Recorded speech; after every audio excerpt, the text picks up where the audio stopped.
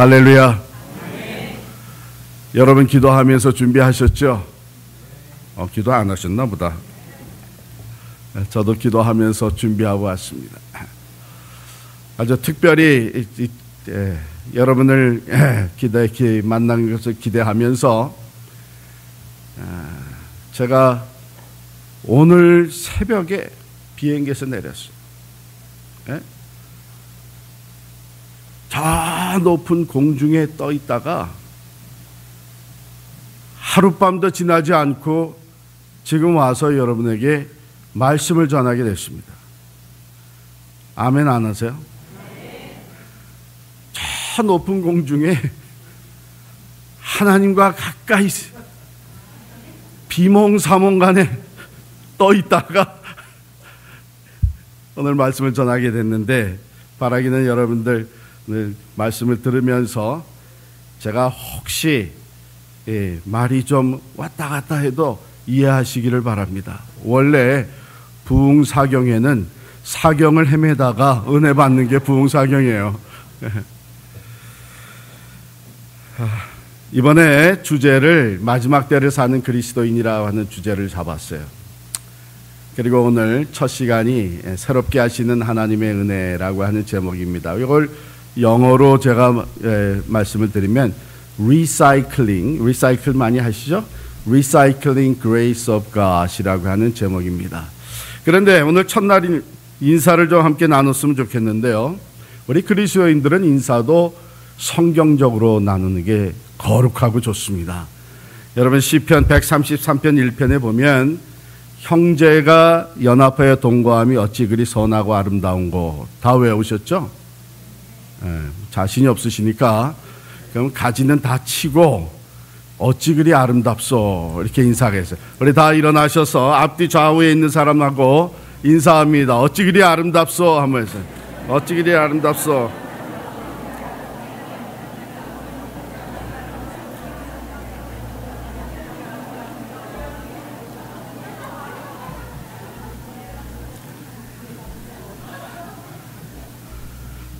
하여간 집회 자리에는 나오면 수지 맞는 거예요.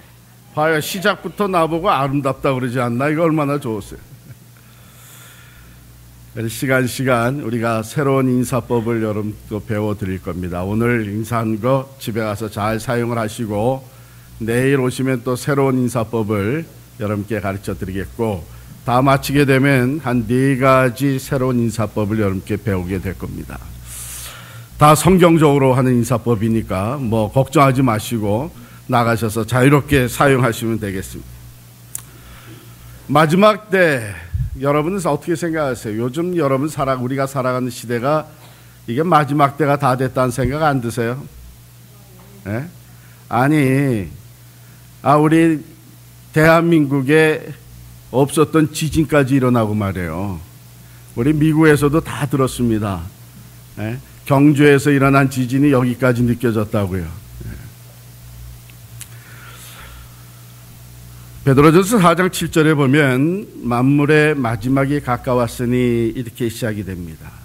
이 얘기는 뭐냐 하면 우리가 마지막 때를 준비하며 살아야 된다는 얘기시죠. 이 마지막 때를 살아가는 우리 그리스도인들은 어떻게 살아야 할 것인가? 우선 마지막 때가 가까웠다는 것을 우리는 말씀에 비추어 봐서 인정을 할 수 있어야 됩니다. 말세에 일어나는 징조들, 미혹하는 자들이 출현한다 그랬죠? 제자들의 질문에 언제가 마지막 때냐 물었을 때에 예수님은 먼저 미혹하는 많은 거짓 선지자들, 거짓 그리스도가 등장하게 될 것이다. 많은 사람이 내 이름으로 와서 이르되 나는 그리스도라 하여 더 많은 사람들을 미혹하게 되리라 그랬어요. 어때요? 많이 나왔죠? 여기도 들어오다 보니까는 신천지는 아웃 이렇게 포스트업, 신천지뿐입니까? 정말 수없이 많은 거짓 선지자들이, 이단들이, 사이비들이 등장하고 있습니다. 또 마지막 때는 난리와 난리의 소문을 듣는다 그랬는데 너는 삼가 두려워 말라 이런 일이 있어야 하되 끝은 아직 아니니라. 수많은 난리의 소문들이 퍼져나오고 있습니다. 전쟁, 전염병, 지진. 그런데 여러분, 더 심각한 것은 영적으로 마지막 때가 된 것을 우리가 느끼고 있어요.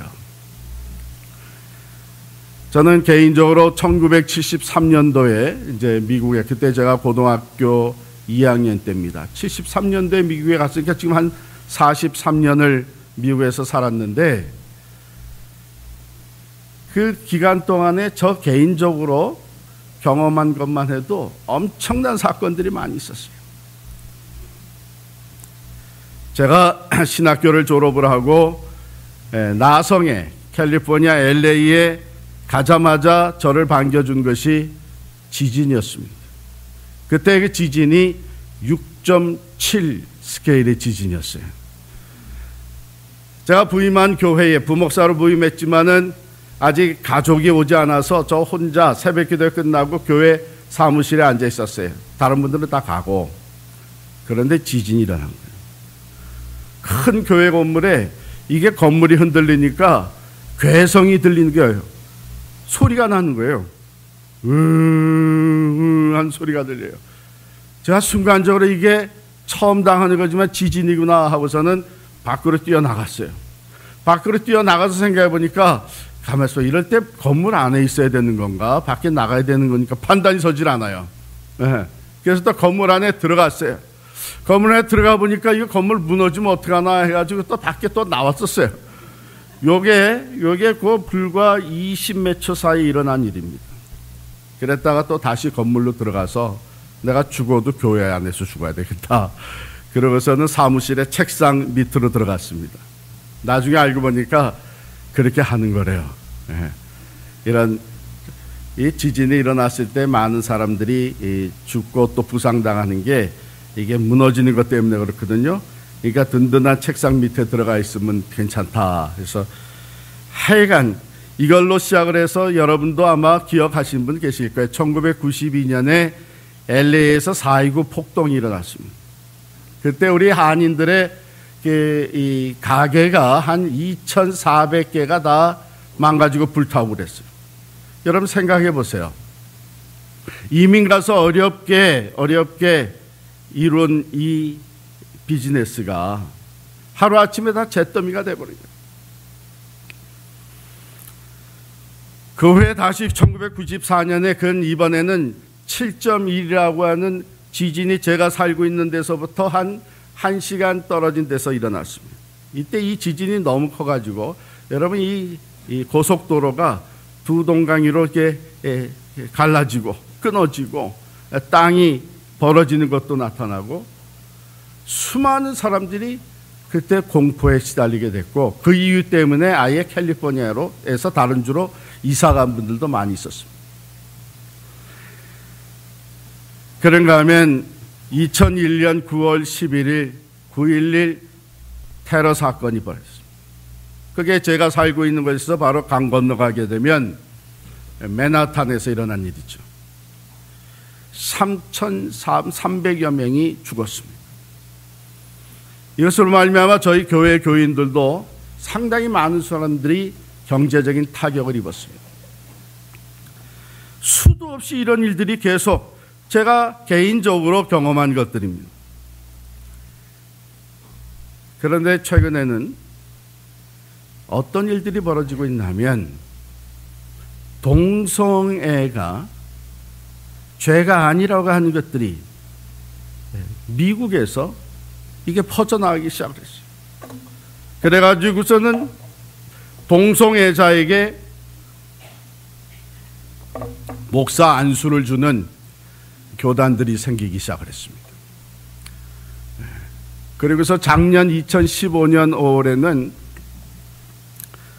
동성애가 죄가 아니라고 하는 것뿐만 아니라 한 남자와 또 다른 남자가 결혼해도 좋다고 하는 것이 미국의 대법원에서 통과가 됐습니다. 여러분, 미국은 청교도 신앙 위에 세워진 나라입니다. 하나님께서 엄청나게 축복을 해주신 나라이고 전 세계에 선한 영향력을 끼치는 나라입니다. 그런데 이 나라가 이제 하나님의 말씀을 떠나기 시작을 했습니다. 하나님이 세워놓으신 창조의 질서를 무시하기 시작을 했습니다.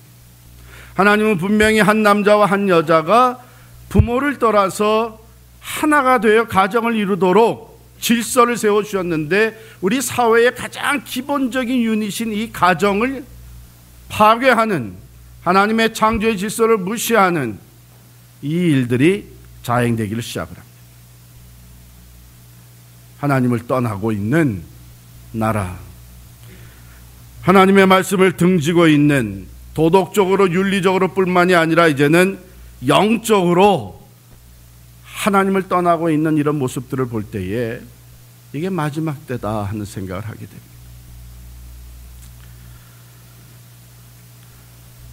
여러분, 이 마지막 때가 되면 이런 일들이 자꾸 벌어지고 소문이 들려오고 재난이, 또 거짓 영들이, 그리고 나라와 나라가 전쟁을, 이런 일들이 우리 주변에서 일어날 때에 여러분 어떤 생각이 드세요? 여러분, 우리들은 자연스럽게 두려움이 찾아오게 되어 있습니다. 오늘 목사님하고도 대화하면서 갈수록 목회도 더 어려워질 것이다, 앞으로 교회가 어떻게 될 것인가 하는 이런 걱정스러운 얘기를 나눴습니다. 우리들보다도 우리의 자녀 세대는 더욱더 신앙을 지켜나가기가 어려워질 것입니다. 어떠한 또 끔찍한 재난이 들이닥칠지 모르는 이 마지막 때가 맞습니다. 분별력이 없으면은 여기에 쏠리고 저기에 밀리고 하면서 영적으로 타락하고 망가질 수밖에 없는 거짓 영들이 판을 치는 이 마지막 때가 되고 있습니다.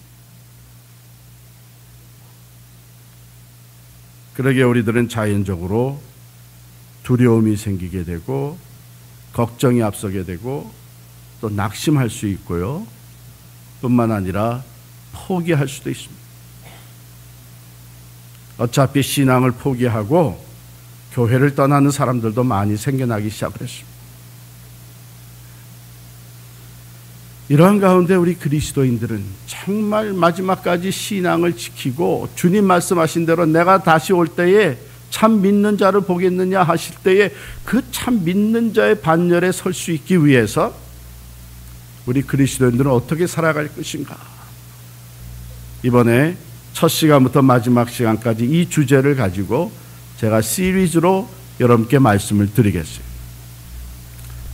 이 시리즈라고 하는 것은 하나라도 빼먹으면 소용이 없는 겁니다. 이게 왜 이 말씀 드리는지 아시겠죠? 뭐 척하면 삼천리라고, 시간 빠지지 말고 나오셔서 우리 같이 한번 말씀으로 준비되어지고 마지막 때를 진정한 그리스도인답게 살아갈 수 있도록 재무장하는 시간이 될 수 있기를 축원합니다. 먼저 기억해야 될 것, 마지막 때가 가까워서, 마지막 때가 이르러서 재난의 소리, 전쟁의 소음은, 지진과 또한 여러 가지 자연재해와 영적으로 어두워지고 타락하고 교회를 떠나는 사람들이 생기게 되고 신앙이 변질되어지고 나라가 하나님을 등지게 되고, 이러한 마지막 때가 가까웠을수록 우리는 기억해야 될 것이 있습니다. 그것은 뭐냐 하면, 여전히 하나님은 만물을 새롭게 하고 계시다 하는 것입니다. 여전히 하나님은 역사의 주인이라고 하는 것입니다. 여전히 모든 것이 하나님의 주권 아래 있다고 하는 것입니다. 요한계시록 21장 5절에 보면 이런 말씀이 나와요. 보좌에 앉으신 이가 이르시되 보라 내가 만물을 새롭게 하노라 하시고 이르시되 이 말은 신실하고 참되니 기록하라 하시고 또 내게 말씀하시되 이루었도다 나는 알파와 오메가요 처음과 마지막이라 내가 생명수 샘물을 목마른 자에게 값없이 주리니 이기는 자는 이것들을 상속으로 받으리라. 나는 그의 하나님이 되고 그는 내 아들이 되리라. 할렐루야. 네. 하나님 뭐라고 말씀하십니까? 보라 내가 만물을 새롭게 하노라. 역사의 주인이 되시는 하나님, 알파와 오메가가 되시고 처음과 나중이 되시는 이 하나님께서는 처음부터 마지막까지 완전하신 주권을 가지시고 신실하게 말씀하신 대로 이루시는 것이 뭐냐? 만물을 새롭게 하고 계시는 줄을 믿습니다. 물론 모두가 다 구원받는 얘기는 아닙니다. 모두가 다 새로워진다는 얘기는 아닙니다. 그러나 이기는 자는 생명이 되시는 예수 그리스도 안에 온전히 거하는 사람들의 삶은 새로워진다는 거예요.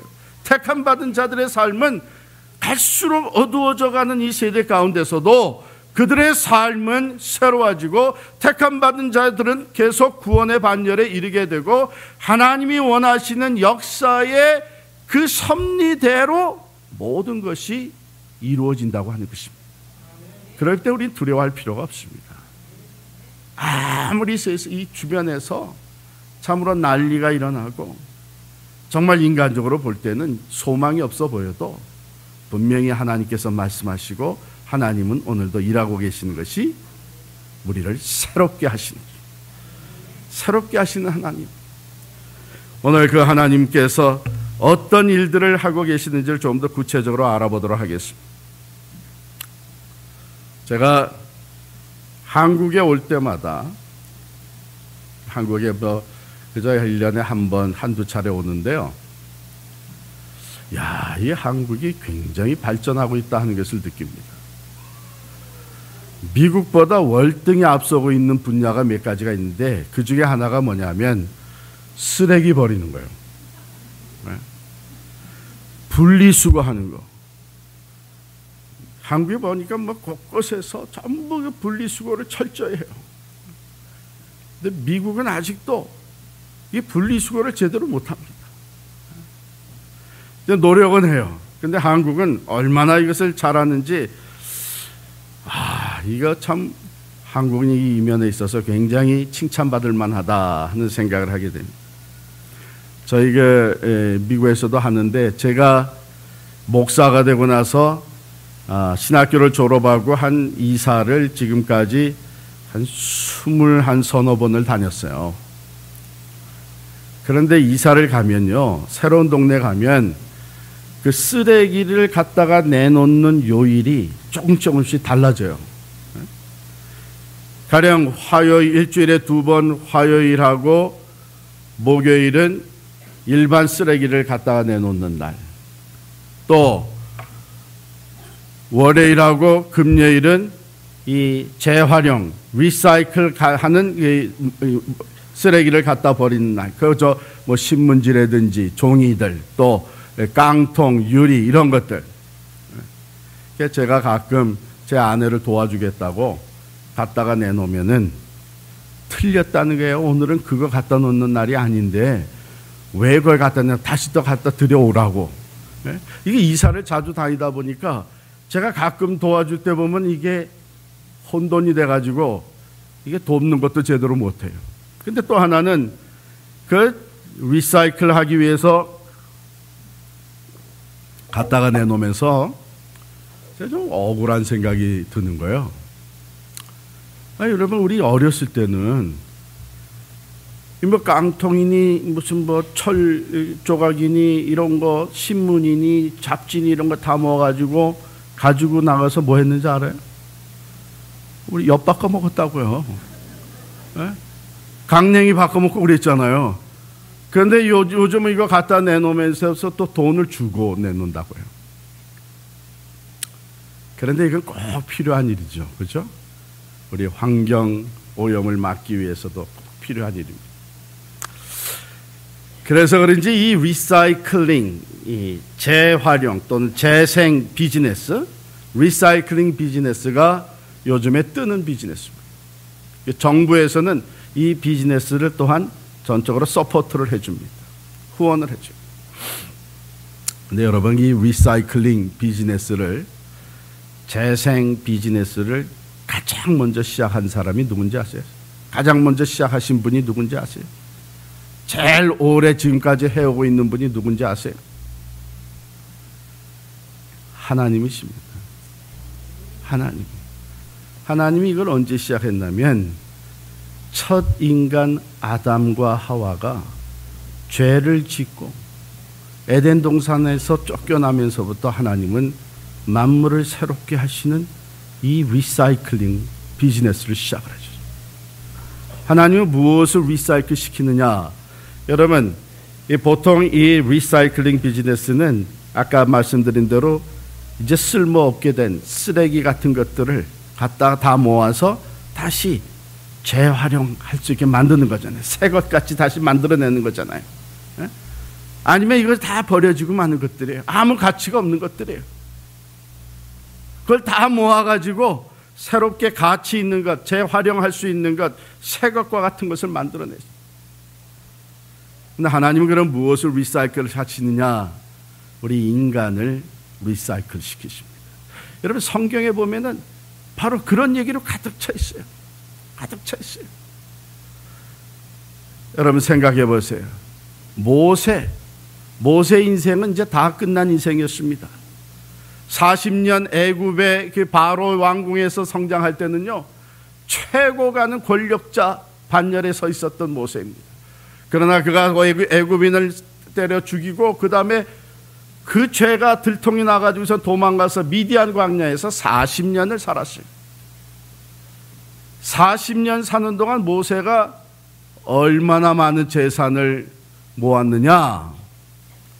하나님께서 모세를 특별히 부르실 때에 모세가 뭘 하고 있었냐면 양을 치고 있었어요. 그런데 그 양도 자기 양이 아니고 자기 장인 이드로의 양을 치고 있었어요. 완전히 밑바닥이었어요. 40년이 지났지만 그는 광야 생활에서 아무 가치도 없는 존재가 되고 말았어요. 그런데 하나님께서 모세를 부르셔서 모세의 인생을 새롭게 하시고 출애굽의 놀라운 역사를 일으키게 하시고 모세가 이스라엘의 가장 위대한 지도자가 되게 하셨습니다. 모세와 같이 온유한 자가 없었다고 성경은 기록하고 있습니다. 다윗을 리사이클 시키셨죠. 그가 왕위에 올랐지만은 그가 교만하여지고 결국은 간음죄, 살인죄까지 짓고 나서 그는 왕 자리에서부터 아들에게 의해서 압살롬에게 의해서 쫓겨나고 말았습니다. 그런데 하나님께서 다윗을 다시 리사이클 시키셔서 다윗의 왕위가 영원하도록 만들어 주셨습니다. 이러한 얘기로 성경은 가득 차 있습니다. 여러분, 신약성경에 가보면은 예수님이 운물가에서 한 여인을 만나십니다. 사마리아 여인을 만나셨는데 이 여인은 인간적으로 도덕적으로 윤리적으로 볼 때 완전히 밑바닥 삶을 살고 있었던 사람입니다. 물 기르러 나오려면 아침 일찍 나오는 것이 여인들의 모습인데 이제 이 여인은 정오가 돼서야 나왔어요. 사람들을 피해 다니는 것이죠. 밤에 무슨 일을 하다가 나왔는지 모르죠. 예수님이 이 여인을 만났습니다. 내 남편을 데려오라 그러니까 이 여인이 하는 말이 난 남편이 없습니다. 우리 예수님 얼마나 참 젠틀맨인지 몰라요. 남편이 없다고? 내가 다 아는데 새빨간 거짓말을 내 앞에서 하다니 야단을 치시는 게 아니라 뭐라고 그러셨어요? 네가 전에는 남편이 5이 있었는데 지금 살고 있는 남자를 엄밀히 따지면 남편이라고 할 수 없으니 남편이 없다 하는 말이 맞기도 하다. 이 여인이 깜짝 놀래 자빠지는 거예요. 도대체 누구십니까? 어떻게 내가 행한 모든 것을 다 알고 계십니까? 당신은 선지자이십니다. 이러면서 예수님과의 대화가 깊어지고 이 여인은 결국 예수 그리스도가 장차 오실 그리스도라고 하는 것을 깨닫게 되고 이 여인의 삶은 변화되었습니다. 물기로 얻는 물동이를 팽개치고 자기의 마을로 뛰어들어가서 사람들에게 외치는 거예요. 사람들을 피해 다니던 여인이 이제는 사람들을 향해서 외치기로 와보라, 지금까지 내가 행한 일을 내게 고한 이가 그리스도가 아니겠느냐. 여러분, 아마도 우리 이 기독교 역사를 보게 되면 사마리아 지역의 첫 번째 이벤젤리스트, 전도자는 이 여인이었습니다. 빌립도 그 다음에 갔습니다. 찌꺼기 같은 인생. 사실은 베드로가 생각할 때 자기는 이제 쓰레기 같은 인생이 되고 말았다고 생각을 했어요. 한때는 예수님을 따라다니면서 수제자라고 하는 자부심을 가졌습니다. 예수님께서 말씀하시기를 이제 너희가 다 나를 버리고 도망하리라고 했을 때에 베드로는 호언장담했습니다. 왜? 난 수제자로서의 역할을 할 겁니다. 다 도망갈지라도 나는 죽을지언정 주를 버리지 않겠습니다. 주를 따라가겠습니다. 정말 따라갔어요. 예수님이 붙잡혀갈 때에 끝까지 따라간 사람이 베드로입니다. 대제사장의 뜰에까지 따라갔습니다. 즉 종교재판이 일어나는 그곳에까지 따라갔어요. 그런데 거기서 그만 예수를 모른다고 3번씩이나 부인합니다. 그랬으니 부활하신 주님을 만났지만 어떻게 자기가 예수의 제자라고 이제 더 이상 말할 수 있겠어요? 그래서 베드로는 다시 옛 모습으로 돌아가 있었습니다. 갈릴리에 가서 고기 잡는 옛 어부의 모습으로 돌아갔습니다. 그런데 예수님이 베드로를 따라 찾아가 주셨어요. 내가 나를 사랑하느냐? 내가 나를 사랑하느냐? 3번 물어봤어요. 내가 주를 사랑하는 주께서 하십니다. 내 양을 먹이라. 내 양을 치라. 베드로를 리사이클 시켜주시고 성령을 보내주셔서 베드로가 설교할 때 하루에 3,000명이 넘는 사람들이 예수를 믿고 예수께로 돌아오는 놀라운 역사를 이루게 하셨습니다. 사울이라고 하는 청년은 앞장서서 예수 믿는 사람을 핍박하던 사람이었습니다. 그는 스데반 집사가 돌에 맞아 죽을 때에 앞장서 증인이 되었던 사람입니다. 의기양양해서 다메섹이라고 하는 것까지 달려가서 그리스도인들을 다 잡아 끌어다가 옥에 가두려고 달려가던 사울에게 환한 빛이 비쳐 부활하신 주님이 그를 만나셨습니다. 사울의 인생을 리사이클 시켜주셨습니다.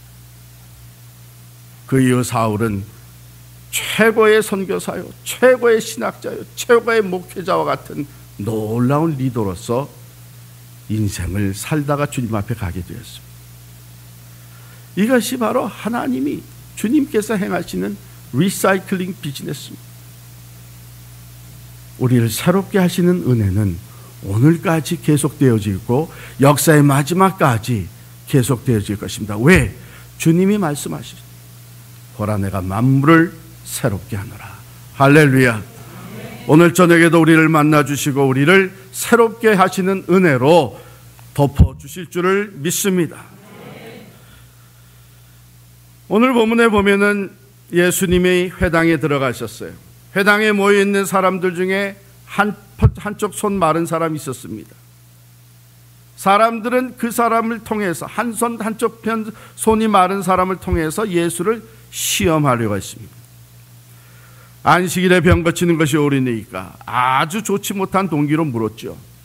성경은 그대로 기록하고 있습니다. 저들이 예수를 고발하려고 했다. 이미 안식일로 인해서 예수에 대한 반감을 가지고 있는 사람들이 생겨나기 시작을 했기 때문입니다.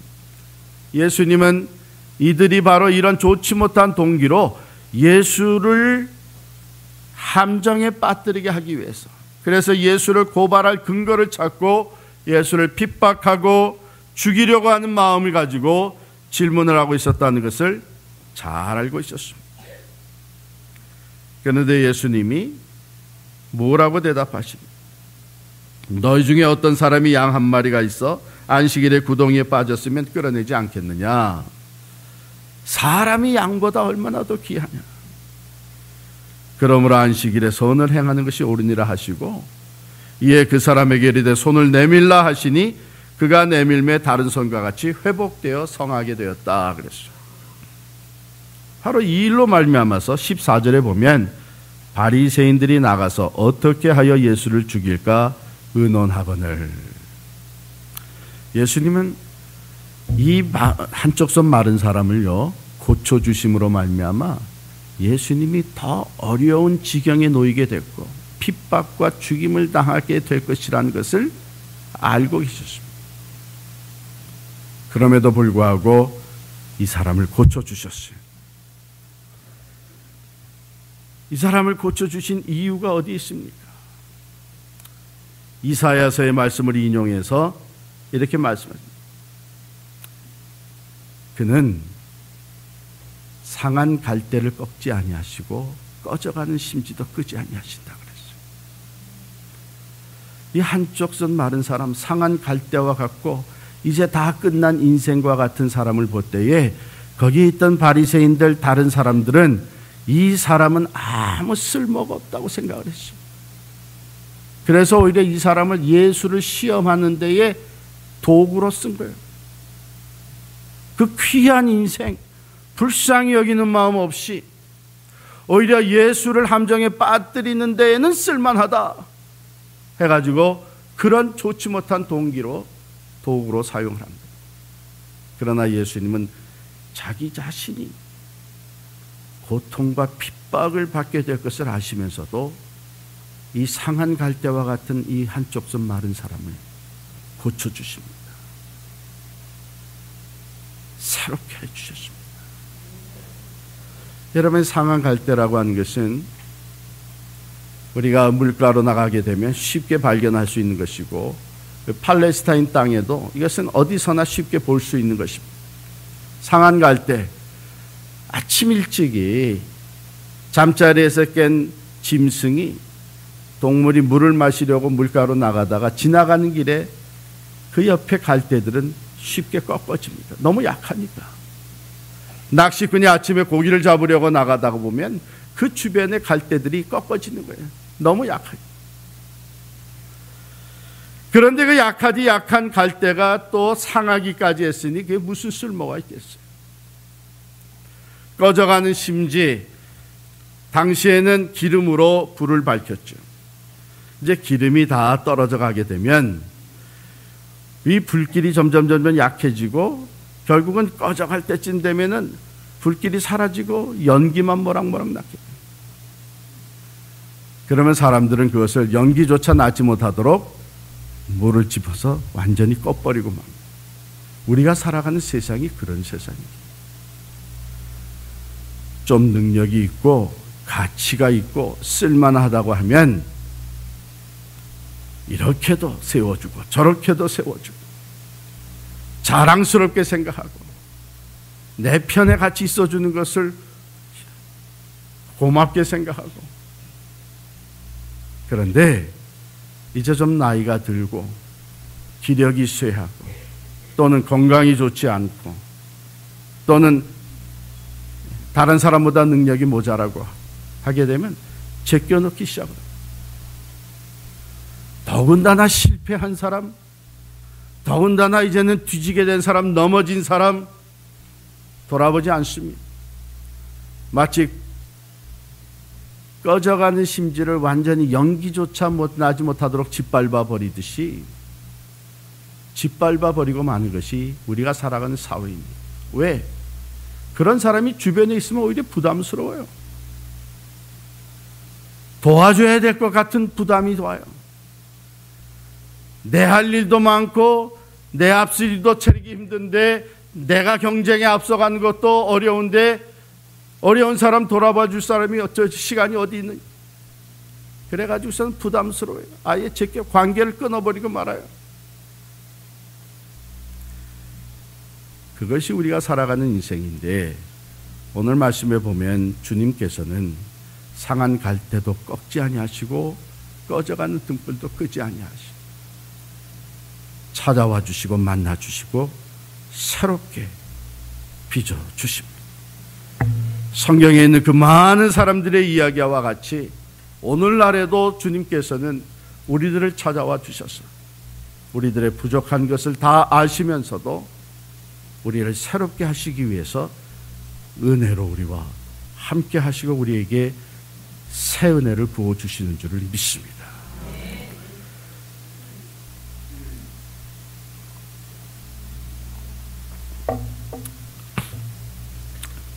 여러분에게 오래전에 미국에서 있었던 이야기를 다시 한번 기억나게 해드립니다. 여러분 아마 리처드 닉슨 대통령을 기억을 하실 거예요.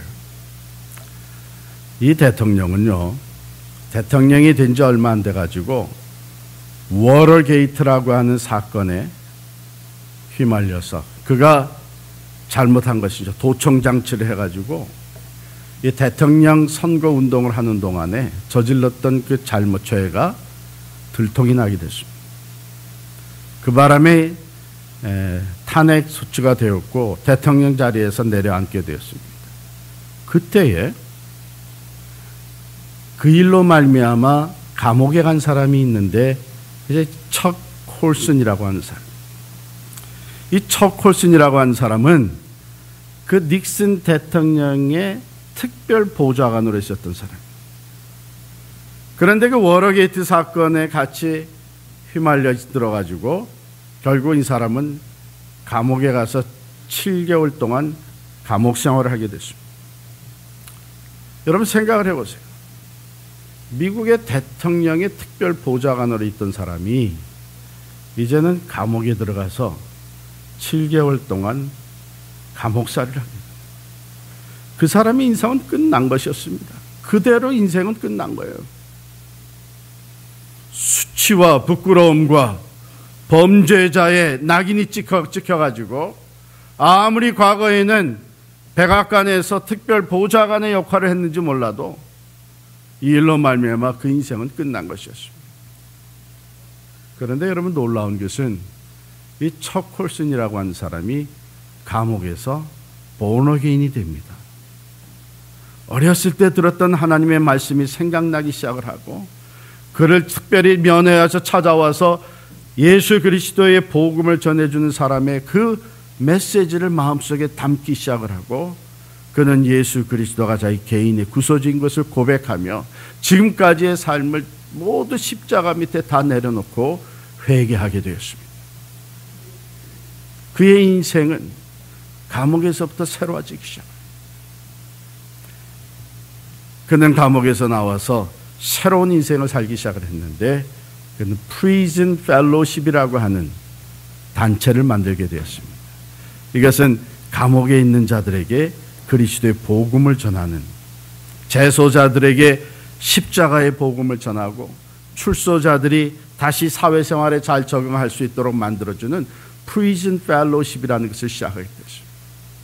이 일로 말미암아 그는 많은 감옥을 방문하게 되었고 더군다나 가는 곳마다 과거의 그 대통령 보좌관으로 그 화려한 인생을 살던 이 사람이 자기의 인생을 스스로 주님 앞에서 고백하고 부끄러움을 인정을 하고 자기 같은 사람도 하나님이 주님이 새롭게 만들어 주셨다고 하는 것을 간증하면서 수많은 사람들에게 감동을 주기 시작을 했습니다.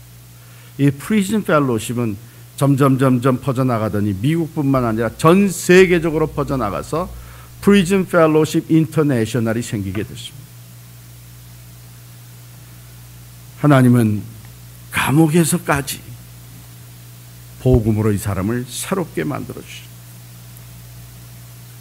그러므로 아무리 세대가 어두워져 가고 우리의 삶이 부끄럽고 또한 수치스러운 죄, 실패, 내 인생이 상한 갈대와 같고 꺼져가는 등불과 같은 상황에 놓여 있을지라도 우리는 절대로 포기할 필요가 없습니다. 왜냐하면 새로워질 수 있기 때문입니다. 그러므로 누구든지 그리스도 안에 있으면 새로운 피조물이라 이전 것은 지나갔으니 보라 새 것이 되었다다. 할렐루야. 예수 그리스도 안에서는 누구든지 새로워질 수 있다고 하는 것이 복음의 능력인 줄을 믿습니다. 제가 앵무새 얘기를 하나 들려드리겠습니다. 한 나이 좀 든 여자분이 뭐 나이 들었다 그래서 60대 70대가 아니고요. 노처녀 출근을 하는데 그 펫샵, 애완동물을 파는 그 펫샵 앞을 지나가게 됐어요. 근데 평상시에는 없던 앵무새를 그 주인이 길가에다 내놓은 거예요. 그래서 앵무새를 보고서는 지나가다가 야, 그 참 앵무새가 이쁘게 생겼다 하고 지나쳤는데 갑자기 뒤에서 누가 부르는 거예요. Hey lady 하고 부르는 거예요. 싹 돌아보니까 앵무새가 부르는 거예요. 야, 저 앵무새가 말도 하네. 참 기특하다 생각하는데 그 다음에 앵무새가 하는 말이 You're ugly. 너 못생겼다 그런 거예요. 아주 기분이 잡쳤어요. 그 다음날 출근하는데 앵무새가 또 나와 있는 거예요. 그 앞을 쭉 지나갔습니다. 뒤에서 또 불러요. Hey lady 하고 불러요. 돌아봤더니 앵무새가 너 못생겼다 또 그러는 거예요. 화가 나가지고 가게로 뛰어들어갔어요. 그래서 펫샵 주인한테 여보시오, 아니 앵무새한테 말을 가르쳐주면 점잖은 말을 가르쳐, 지나가는 사람들에게 너 못생겼다가 뭡니까? 이 주인이 정말 그랬습니까? 죄송합니다. 제가 단단히 버릇을 고쳐놓겠습니다. 그 다음날 또 출근하는데 궁금한 거예요. 앵무새 앞을 지나갔는데 생각은 전부 이 뒤로 가 있어요. 아니나 다를까 또 부르는 거예요. Hey lady 하고 부르는 거예요. 쫙 돌아보면서 앵무새를 째려봤어요. 그랬더니 앵무새가 뭐라 그러냐 하면 너 알지? 그런 거예요.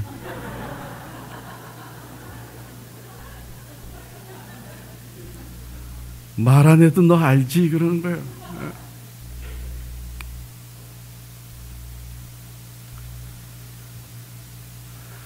여러분이 알고 또 하나님이 아십니다. 우리의 삶에도 새로워져야만 하는 부분이 있습니다.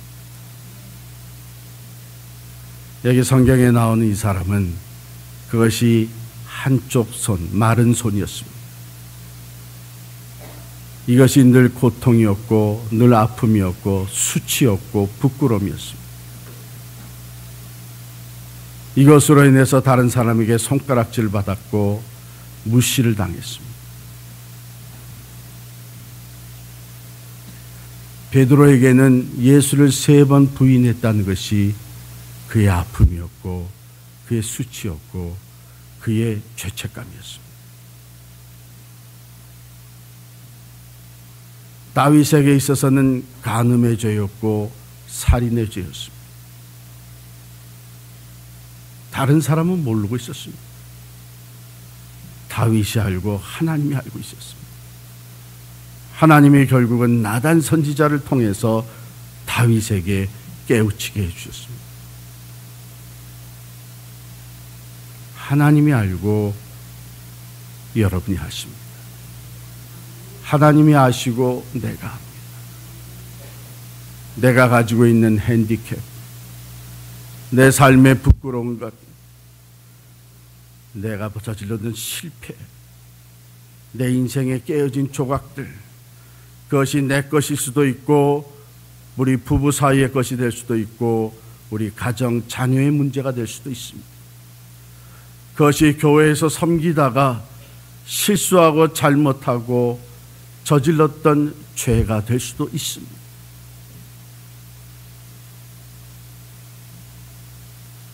주님은 그것을 새롭게 하시기를 원하십니다. 주님은 그것을 새롭게 만져주시기를 원하십니다. 상한 갈 때도 꺾지 아니하시고 꺼져가는 심지도 끄지 하시는 주님께서는 능히 이 모든 것들을 새롭게 만져주시고 새롭게 빚어주시고 새 것이 되게 해주실 수 있는 줄을 믿으시기를 바랍니다. 제가 또 다른 얘기를 하나 들려드리겠습니다. 제가 죄송합니다. 이 얘기가 좀 미국의 얘기를 해서 좀 죄송해요. 제가 한국을 떠난 지 오래되다 보니까 한국의 예화가 별로 없어요. 네. 여러분, 제가 설교학 공부를 하면서 신학교에서 존경하게 된 분이 있는데 이분이 프레드 크레닥이라고 하는 분이에요. 이름이 좀 이상하죠. 프레드 크레닥이라고 하는 분인데 아주 유명한 설교학 교수입니다. 근데 사람이 유명해지게 되면 이 유명세를 지불을 해야 되는데 그 중에 하나가 뭐냐면 베이케이션을 잘 갈 수가 없는 거예요. 이게 많은 사람들이 즐기는 이 휴양지다 해서 가게 되면 사람들이 알아보기 때문에 조용히 휴식을 취할 수가 없는 거예요. 그래서 유명해지면 이제 베이케이션 하기가 어려운데 이 크레다 교수 부부가 그랬습니다. 그래서 하루는 부부가 약속을 했어요. 올해는 우리 휴양지 같은 데 가지 말자. 그냥 미국 그 중남쪽에 있는 그 테네시 주에 가서 그래서 조그만 마을에 들어가서 좀 쉬다 오자. 이렇게 약속을 하고 떠났습니다. 그래서 예약한 호텔에 들어가서 짐을 풀고 그리고 나와서 호텔 가까이 있는 식당에 들어가서 주문을 했어요. 그때까지 정말 자기를 알아보는 사람이 아무도 없는 거예요. 그래서 두 부부가 식사가 나오길 기다리면서 이번에는 정말 우리 둘이 여보 오붓한 시간 좀 푹 쉬다 갑시다. 이렇게 얘기하고 있는데 한 노인이 식당 문을 딱 열고선 들어와서 둘러보더니 마을에서 못 보던 사람이 앉아있으니까 이 크레다 교수 부부한테 왔어요. 와서 물었습니다. 당신들 여기 처음 오셨습니까? 예, 우리는 여기 그저 방문차 왔습니다. 그러니까 그러세요. 노인이 그 다음 질문이 뭐냐면 근데 도대체 당신 뭐 하는 사람입니까? 묻는 거예요. 그러니까 크레다 교수가 이것도 내가 학교 교수다 그러게 되면 또 그 다음에 그럼 뭘 가르치느냐 뭐 이러면서 얘기가 길어질 것 같아서 뭐라 그랬냐면은 저는 교회 목사입니다. 그랬어요. 이분이 목사면서 또 교수거든요. 목사입니다. 그랬어요. 왜냐하면 사람들이 목사가 옆에 있는 걸 별로 안 좋아합니다. 저도 그걸 잘 알아요. 어떻게 아느냐면 아까 제가 이사를 많이 다녔다 그랬죠. 그러면 이사를 갈 때마다 그 동네 새로운 그 이발관을 찾아요. 가서 이발을 해야 되잖아요. 여러분 이발관에 가면 우리 남자들이 앉아서 얘기를 참 많이 합니다. 여자들이 미용소에서 얘기하는 것보다 아마 얘기를 더 많이 할 거예요. 그리고 얘기하는 거 들어보면 다 전문가예요. 아니 이번에 우리 국가대표 축구팀 왜 그 사람을 감독으로 세워가지고 그러는 거야 이거. 얘를 세워야지. 그리고 선수 명단 봐. 얘는 왜 들어갔어? 얘는 빼고 얘가 들어가고 뭐 이러면서 보면 이거 다 스포츠 전문가예요. 또 뭐 경제 전문가, 정치 얘기하면 이게 다 전문가예요. 그러니까 자연히 말이 많아지게 돼 있어요. 근데 여러분 이 머리를 깎아주는 그 이발사 선생이 새로운 사람이 말이에요. 처음 온 고객이 들어가면 머리를 깎기 시작하고 한 5분쯤 지나면 물어보는 질문이 있어요. 선생님 뭐 하시는 분이십니까? 물어요. 저한테 묻더라고요. 그래서 제가 솔직히 얘기를 했죠. 저는 교회 목사입니다. 그랬더니 갑자기 주변이 조용해지더라고요. 그 알았죠. 제가 참 사람들이 목사가 옆에 있는 걸 별로 안 좋아하는구나. 그러니까 크레다 교수도 교수라고 안 그러고 내가 목사라 그런 거예요. 그러면 노인이 갈 줄 알았는데 가기는커녕 그렇습니까? 그럼 제가 목사 얘기 하나 들려드리죠 하고서는 의자를 하나 끌어다가 앉는 거예요. 앉아가지고 얘기를 하는데 자기 얘기를 하는 거라. 나는 태어날 때 아버지가 누군지 모르는 유보가로 태어났습니다.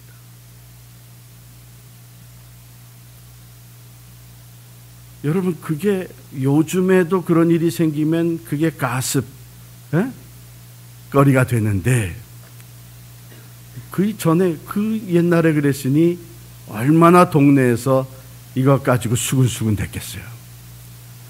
그래서 이 노인이 한 얘기가 나는 그래서 어렸을 때 친구 없이 자랐습니다.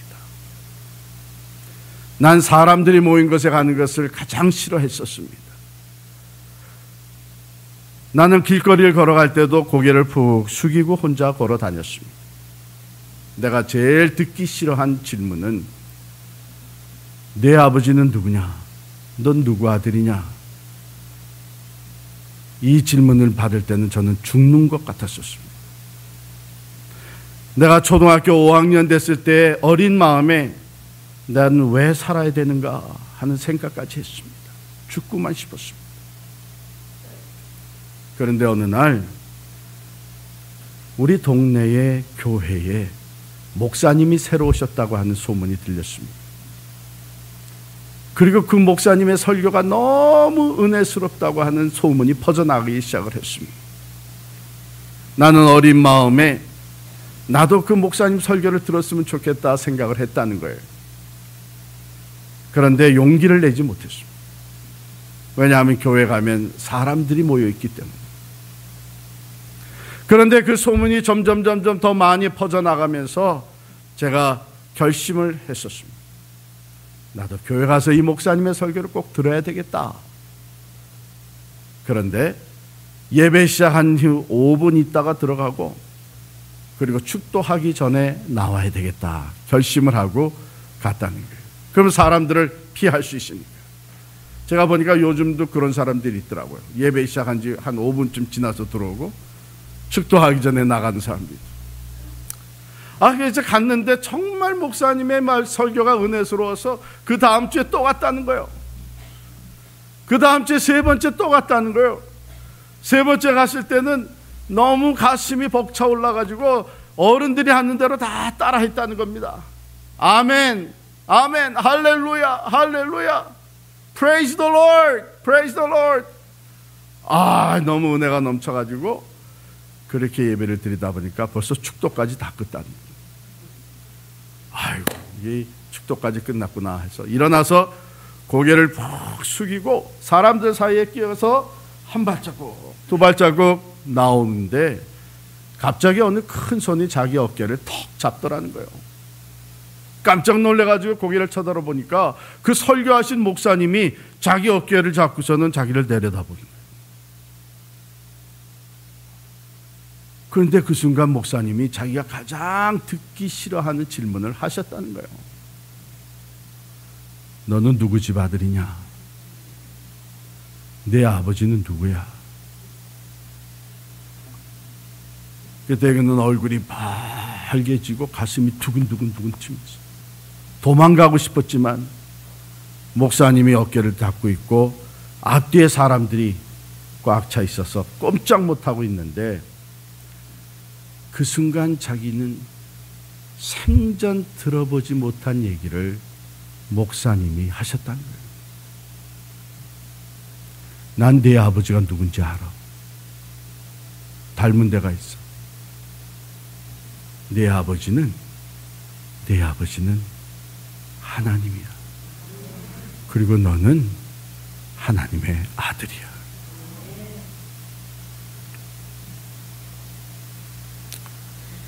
노인이 여기까지 얘기하고 일어나서 크레다 교수 부부에게 이렇게 말했습니다. 그 순간 이후로 내 인생이 완전히 바뀌었습니다. Enjoy your dinner. 저녁 식사 잘 하십시오.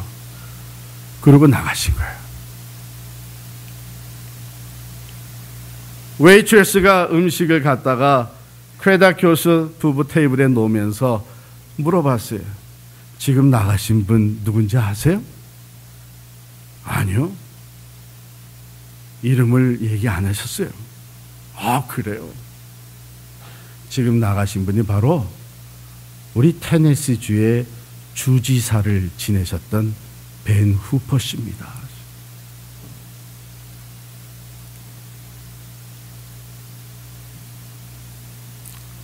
상한 갈대와 같고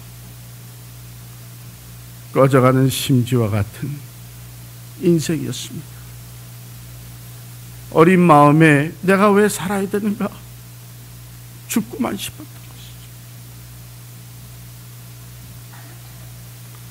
그러나 주님은 그를 만나 주시고 그를 새롭게 하셔서 테네시 주의 주지사로서 놀라운 리더십을 발휘할 수 있는 하나님의 도구로 삼아 주셨습니다. Recycling grace of God. 우리를 새롭게 하시는 하나님의 은혜는 오늘도 살아있습니다. 오늘도 능력으로 우리를 찾아와 주십니다. 오늘도 주님 앞에 우리의 모든 것을 내려놓을 때에 주님은 우리를 만져주시고 우리를 새롭게 변화시켜 주시는 줄을 믿습니다. 저도 또한 개인적으로 그런 걸 경험을 했어요. 저는요, 소위 말하는 모태신앙이에요. 어머니 뱃속에서부터 신앙생활을 했고요. 제가 여기 앉아가지고 이렇게 찬양하면서 이렇게 보니까 제 맞은편에 저기 두 아들이 와서 앉아 있어요. 어머니가 두 아들을 데리고 앉아 있는데 제가 어렸을 때 꼭 저랬어요. 엄마 찾아와서 어른들 예배에 참석하고 부흥에 쫓아오고 자더라도 그 옆에 가서 엄마 옆에서 자고 하면서 자랐어요. 그러니까 저는 어려서부터 누구보다도 신앙생활을 잘한다고 생각을 했고 주변에 많은 사람들이 커서 목사가 될 거라고 그랬어요. 저도 또 목사가 된다고 생각하고 자랐어요. 고등학교 때부터 시카고에 이민 갔지만 고등학교 때부터 성가대에 들어가서 성가대를 했고요. 또 일찍 미국 와서 영어가 된다고 해가지고 제가 대학을 졸업하고 엔지니어로 일을 시작해서 회사를 다니면서 교회의 중고등부 학생들을 맡아서 예배도 인도하고 수양회도 데려가고 그랬어요. 그런데 제 또 다른 면의 삶이 있었어요. 엔지니어로 출장을 갑니다. 제가 시카고에서 살았는데 시카고에서 직장 생활하다가 저 남쪽에 여러분 아시는 분들 아실 거예요. 텍사스 쪽에 휴스턴 텍사스 쪽으로 출장을 갑니다. 우리 미국 친구 하나 데리고 둘이 같이 출장을 가요. 비행기에서 딱 내리는 순간 우리 둘은 얘기를 합니다. 오늘은 우리 저녁 먹으면서 어디 가서 우리가 같이 마실게요. 그래서 가서 같이 식사하고 즐겁게 술을 마십니다. 시카고에서는 못하죠. 아는 사람들이 깔렸으니까, 거룩한 사람으로 인정을 받고 있었으니까, 신앙 좋은 청년으로 사람들에게 칭찬받고 있었으니까. 그러나 출장 가면 자유스러워진 거죠. 한 번은요, 가가지고서는 오늘은 우리 저녁 식사하기 전에 먼저 드링크를 하자. 그래가지고서는 오이스터가 프레시한 것이 있고, 굴이요, 굴. 그리고 그 옆에서 같이 술을 마시면서 그날은 술과 굴, 오이스터로 배를 다 채웠어요. 저랑 같이 간 이 테크니션은요, 키가 180 한 8쯤 되는 백인 청년이에요. 건장해요. 같이 마셨는데 저는 완전히 갔는데 이 친구는 끄떡없어요. 그래서 나오면서 제가 자동차 키를 주면서 네가 운전하라고, 그러고선 제가 옆에 앉았죠. 탁 차를 올라탔는데 그 다음 순간에는 내가 어떻게 호텔 방까지 왔는지 기억이 안 나요. 그러니까 완전히 필름이 끊어진 거예요. 처음 그런 걸 경험을 했어요.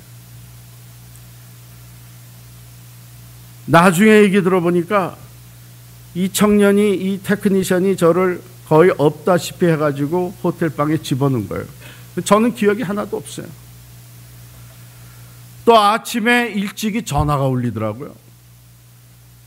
전화를 받았더니 제 아내예요. 어떻게 아침에 전화했냐 그랬더니 걱정이 돼서 전화했대요. 뭐가 걱정이 되냐 그랬더니 간밤에 당신이 한 짓 때문에 걱정이 됐다는 거예요. 당신이 뭘 알길래.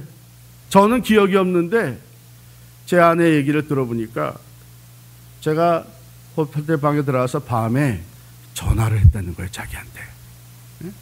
왜냐하면 출장 가면은 꼭 전화를 하니까 전화를 해가지고서는 나 혼자서 한 30분을 얘기를 하더래.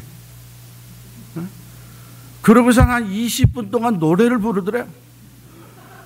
그러고서는 전화를 뚝 끊더래요. 그러니 생전 그런 모습을 보지 못했던 제 아내가 얼마나 깜짝 놀랐겠어요. 그래가지고 새벽같이 전화를 한 거예요. 당신 괜찮냐? 일어나서 일 가야 되는데. 그런 일이 있었어요. 몇 년이 지났어요. 정확하게 말씀드리면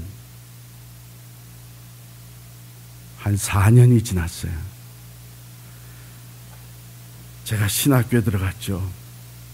신학교에 들어간 후에 똑같은 텍사스 휴스턴 공항에 내렸어요. 여름이었습니다. 저를 데리러 나온 한 집사님의 차를 타고 제가 뒷자리에 앉아서 수양관으로 가고 있었어요.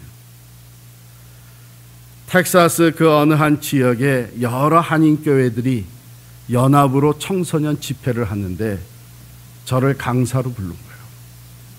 신학생 전도사를 부른 거예요. 제가 차 뒷자리에 앉아가지고 밖을 내다봤는데 바로 4년 전에 제가 그 똑같은 고속도로 하이웨이를 달리면서 4년 전에는 오늘 저녁엔 어디 가서 한잔 할까 그런 생각을 하면서 달리던 길이에요.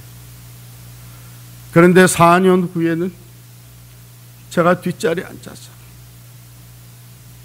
오늘은 어떻게 하나님의 말씀을 전할까?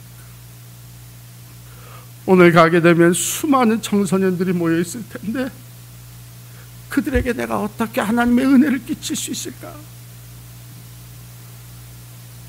그런 생각을 하면서 차에 앉아 4년 전 일이 생각나면서 제 눈에서는 눈물이 흐르기 시작했습니다. 하나님은 나를 변화시켜 주셨어요. 새롭게 하셨어요. 위선적인 신앙생활을 하던 저를 하나님은 하나님의 종으로 부르시고 하나님의 종으로서 준비시키시면서 신학교에서 강사로 부름을 받고 4년 전에 그런 위선자의 모습으로 달려가던 그 길에서 저 자신을 다시 보게 해주신 거예요.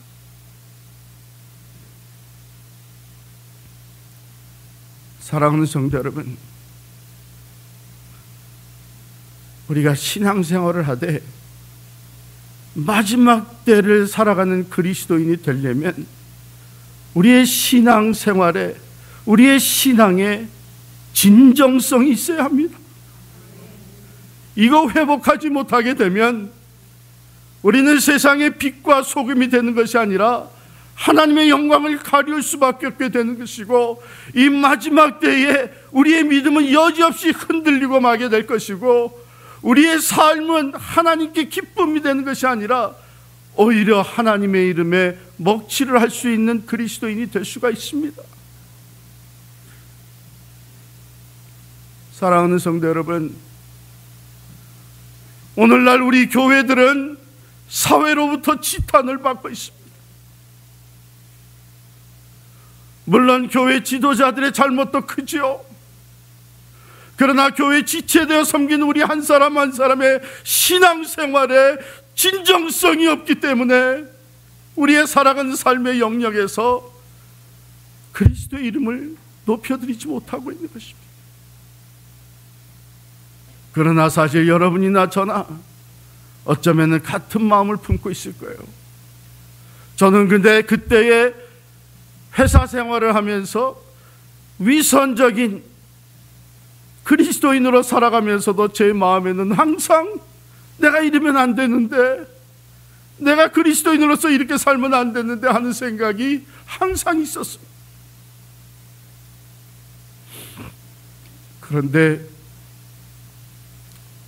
제 스스로 해결할 수가 없었습니다. 결심도 여러 번 했었죠. 결단도 하고 교회 나가서 예배 드릴 때마다 뉘우치기도 하고 그랬었죠. 사랑하는 성도 여러분, 우리가 새로워지는 것은 우리 힘으로 된 것이 아닙니다. 우리는 우리의 있는 모습 그대로 십자가 앞에 나갈 수밖에 없습니다. 의지적인 결단을 얼마나 여러 번 해보셨어요?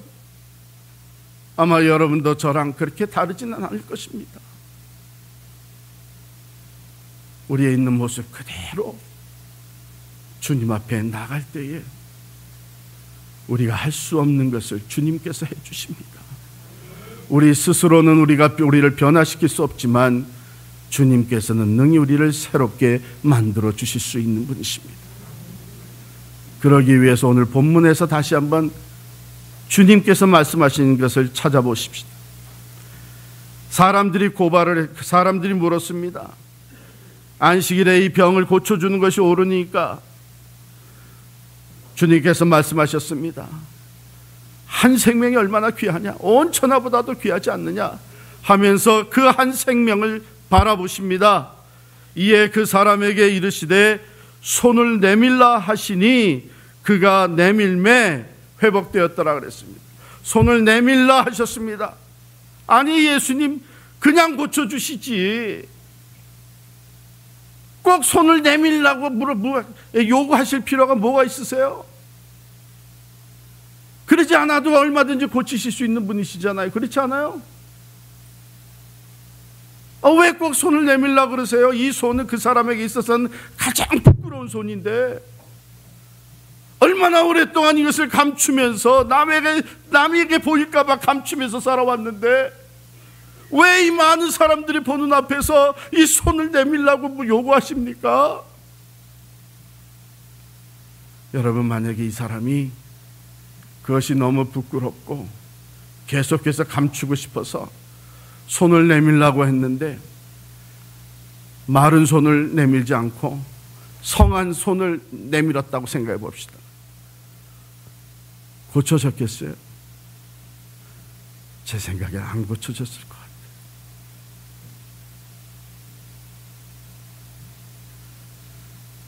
나단 선지자가 다윗 왕을 찾아왔습니다. 비유를 들어서 얘기를 했습니다. 부자가 친구가 찾아왔는데 자기 양 그렇게 많은 것 중에 한 마리를 잡아서 대접하지 아니하고 가난한 사람이 가지고 있는 그 양 한 마리를 빼앗아 가지고 그것으로 대접을. 다윗이 노발대발합니다. 세상에 그런 못된 놈이 있느냐? 내가 당장 그 놈을 처치하리라. 나단 선지자가 얘기합니다. 바로 왕이십니다. 왕에겐 모든 것이 있는데 왜 밧세바 우리아의 아내까지 꼭 차지하려고 했습니까? 왜 그래서 강간을 했습니까? 왜 간통의 죄를 저질렀습니까? 그리고 왜 그것을 감추려고 그를 죽였습니까? 그때 다윗이 무릎을 꿇습니다. 하나님이여, 내가 범죄하였습니다.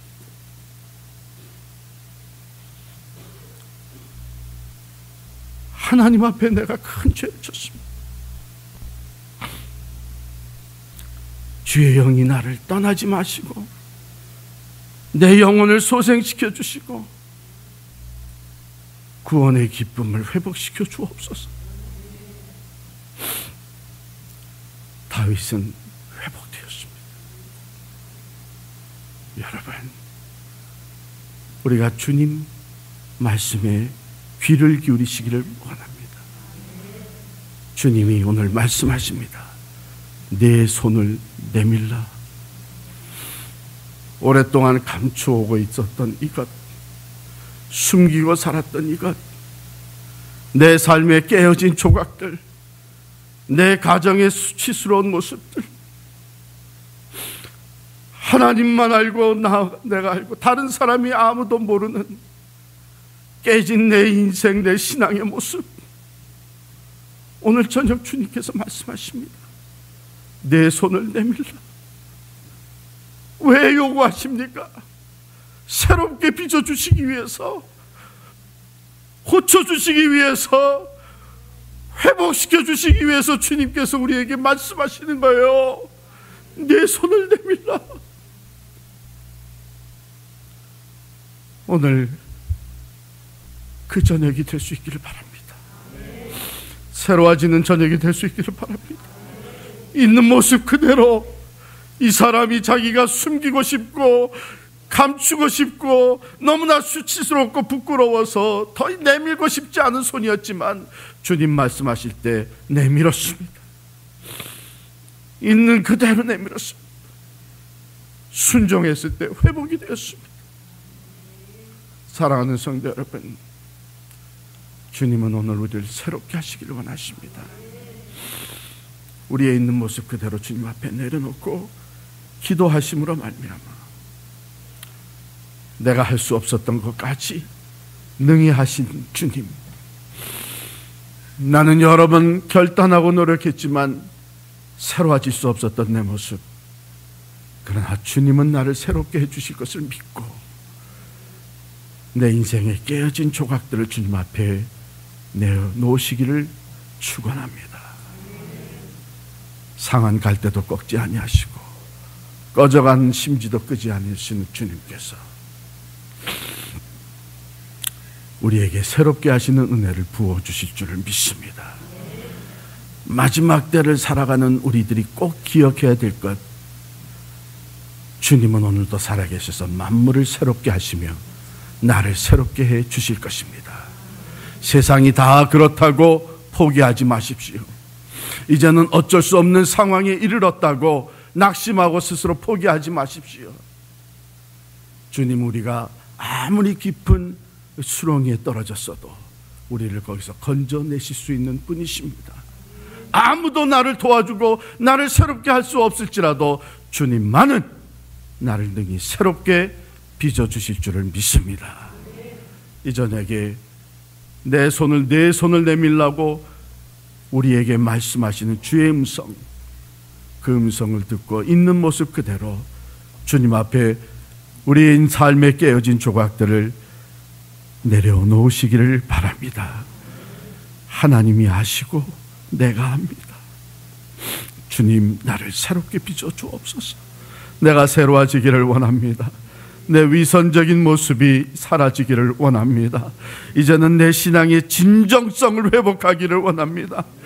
아무리 세상이 어두웠지라도 나는 예수를 믿는 사람답게, 신앙인답게, 그리스도의 몸된 교회의 직분자답게 이제는 세상을 살아가기를 원합니다. 일어나 빛을 발할 수 있기를 원합니다. 일어나 소금의 역할을 감당할 수 있기를 원합니다. 주님, 나를 새롭게 빚어 주옵소서. 이 시간 우리 통성으로 주님 앞에 기도하겠습니다. 주님 말씀하십니다. 내 손을 내밀라. 원하시면 손을 높이 들고, 주님, 내 손이 여기 있습니다. 주님, 내 손 잡아 주시옵소서. 나를 새롭게 만들어 주옵소서. 내 손을 내밀라고 하신 주님께 우리 손을 높이 올려드리면서 주여, 내 손 잡아 주옵소서. 나를 새롭게 빚어 주옵소서. 간절하게 주님 앞에 기도하며 있는 모습 그대로 은혜 보좌 앞에 나아가기를 원합니다. 내 인생에 깨어진 조각을 주님 앞에 내려놓기를 원합니다. 주님, 새롭게 빚어주실 것입니다. 우리 부부의 문제, 우리 가정의 문제, 자녀의 문제, 내 신앙의 문제 주님 앞에 내려놓고 기도하며 주님께 내려놓을 주님께서 새롭게 우리를 만져주시고 새로운 사람으로, 새로운 그리스도인으로 진정성을 회복하는 우리의 삶이 되게 해주실 줄을 믿습니다.